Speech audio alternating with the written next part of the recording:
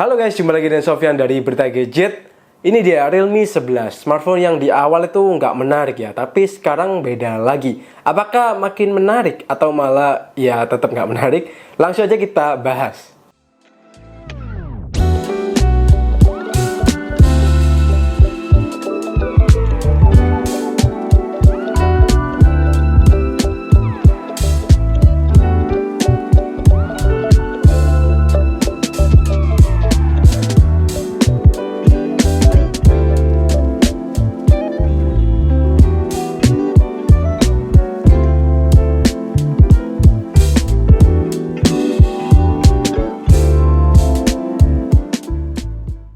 Oke, Realme 11 4G. Smartphone ini hadir di Indonesia pada bulan Agustus lalu dengan harga 3,599 juta. Sebuah harga yang cukup tinggi ya buat spesifikasi yang ditawarkannya saat itu. Nah, selang 9 bulan HP ini rilis, harganya kini udah mulai menarik ya. Kalau kita lihat di marketplace, harga barunya itu udah turun hampir sejuta. Yakni angka terendah ada di 2,6 sampai 2,7 jutaan. Dan tentunya dengan harga segini, HP ini jadi menarik ya. Seenggaknya menarik buat dibahas. Tapi apakah menarik juga secara performa keseluruhan? Yuk langsung aja kita bahas.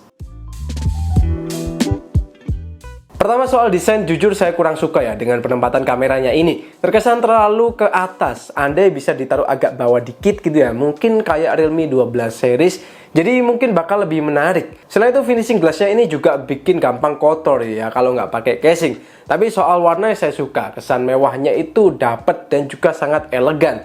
Buat ukuran HP ini kerasa ringan ya dan juga compact. Soal ergonomisnya juga lumayan, digenggam tangan satu masih cukup enak dan nggak kerasa tajam di sisi-sisinya. Pada bagian layar Realme 11 ini bawa layar compact 6,4 inch Full HD Plus Super AMOLED 90Hz dengan punch hole yang berada di sebelah kiri ya. Mungkin ada beberapa yang kurang suka ya dengan punch hole kiri kayak gini. Saya sendiri termasuk yang enggak juga. Saya lebih suka di tengah ya. Tapi buat kalian yang suka kiri ya cocok banget sih pakai HP ini. Layarnya ini udah ada besi Corning Gorilla Glass 5, jadi udah aman ya buat yang khawatir gampang kegores. Cuman sayangnya bezel bawahnya ini agak tebel ya.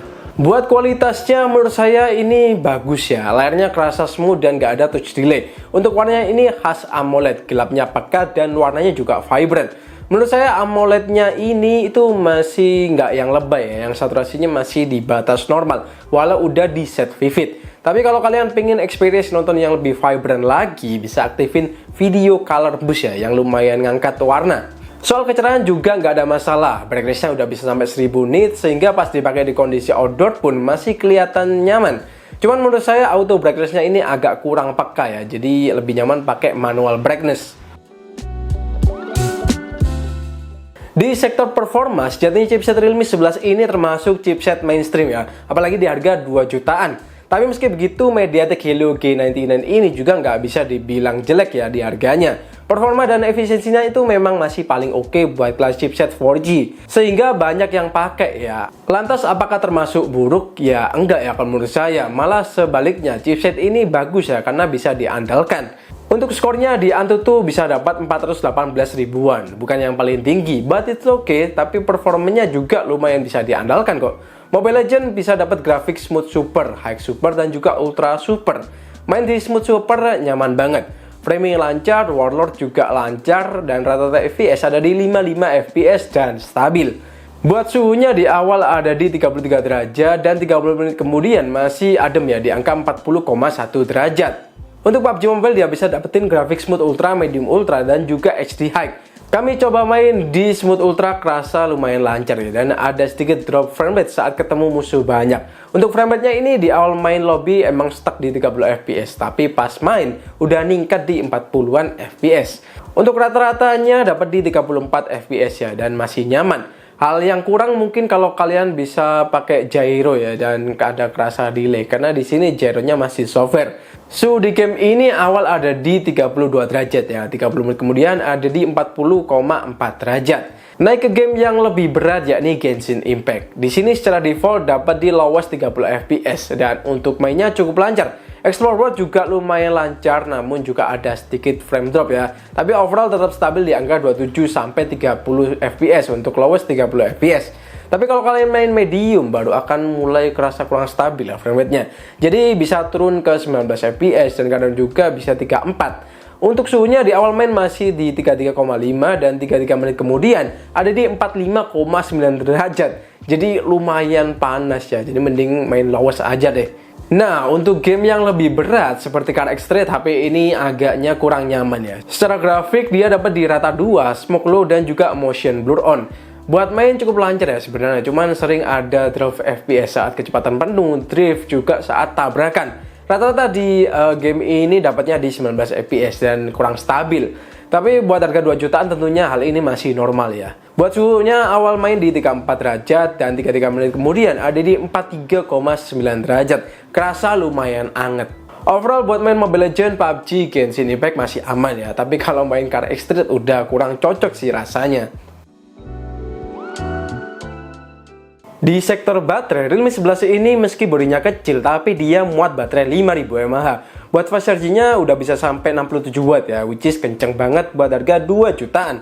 Soal daya tahan pas saya coba di PC Mark itu brightness full bisa dapat di 9 jam 4 menit. Sebuah angka yang lumayan banget ya.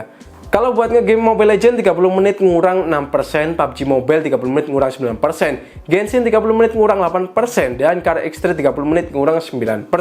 Kalau dipakai casual daily seharian masih bisa banget ya tahan. Sementara untuk chargingnya dari 5% dalam 5 menit itu nambah jadi 15%, 10 menit nambah jadi 29%, 30 menit jadi 65%, dan untuk full cuman butuh waktu 51 menit.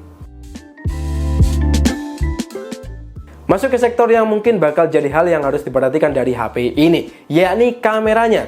Realme 11 bawa dua kamera belakang, yakni 108 megapiksel ISOCELL HM6 dan 2 megapiksel depth. Untuk kamera depannya ada di resolusi 16 megapiksel.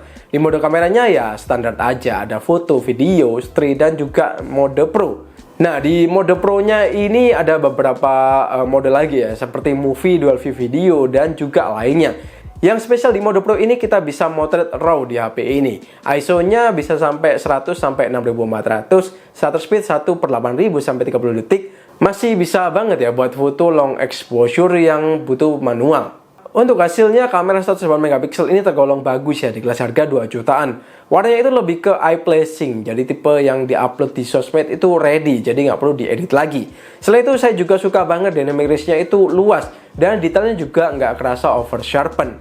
Di kondisi low light juga masih bagus ya, kameranya ini auto aktifin night mode kalau kondisinya agak kurang cahaya. Sayangnya kegemilangan hasil foto ini nggak diikuti dengan videonya, karena di video ini kurang stabil ya. Soal detail dan warna sih udah oke, cuman andai ada EIS udah oke banget sih ini.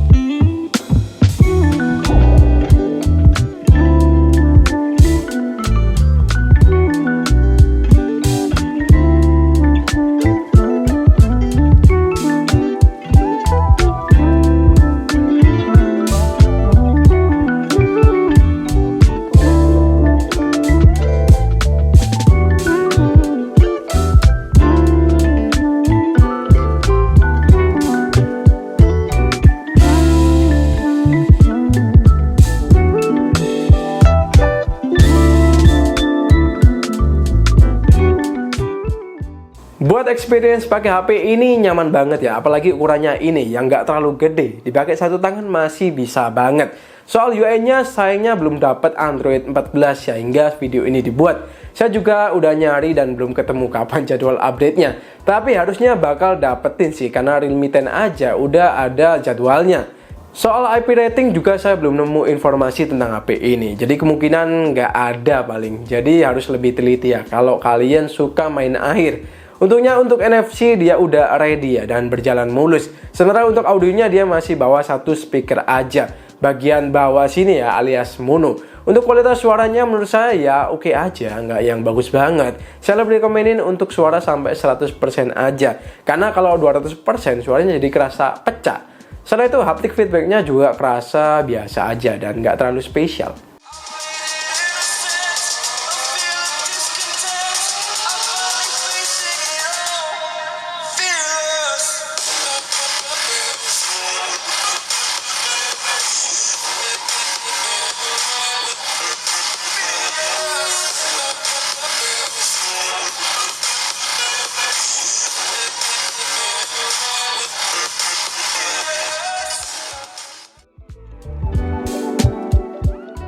Oke, langsung aja. Apakah Realme 11 4G ini masih worth it buat dibeli? Well, tergantung kalau menurut saya ya.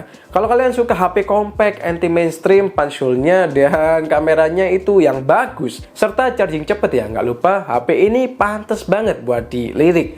Utamanya kamera fotonya yang menurut saya salah satu yang terbaik di kelas harganya. Sebaliknya, kalau kalian butuh cari performa yang oke banget, layar yang gede, baterai yang awet banget, rasanya masih ada HP lainnya yang lebih cocok. Karena emang HP ini bukan HP gaming. Selain itu, kalian yang nyari video stabil dan juga stereo speaker akan kurang cocok juga. Ya, memang sih nggak ada yang sempurna di harga 2 jutaan. Dimana budget segini pasti ada yang dikorbanin dan juga ditingkatin. Sesuaikan aja sama kebutuhan kalian. Kalau kalian butuhnya yang saya sebutkan tadi, keunggulannya, ya silakan beli HP ini. Karena HP ini masih layak kok. Oke, segitu dulu aja video kali ini. Kalau menurut kalian HP ini masih layak nggak sih di tahun 2024? Coba kalian tulis di bawah ya. Segitu dulu aja video kali ini. Sofyan di sini pamit dan kita bakal jumpa lagi di video selanjutnya.